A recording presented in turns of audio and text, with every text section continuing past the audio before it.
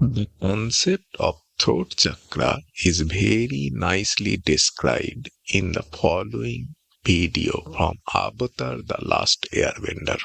To get more videos like this, please subscribe to my channel. Let's watch it. The fifth in the chain is the sound chakra, located in the throat. It deals with truth and is blocked by lies, the ones we tell ourselves. Why didn't you tell us you were the Avatar?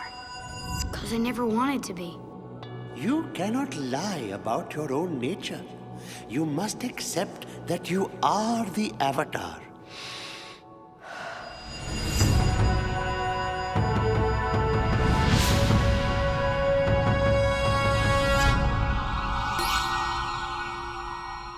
Very good, Aang. You have opened the chakra of truth. Depending on your physical capability, you may try following poses to work on your throat chakra.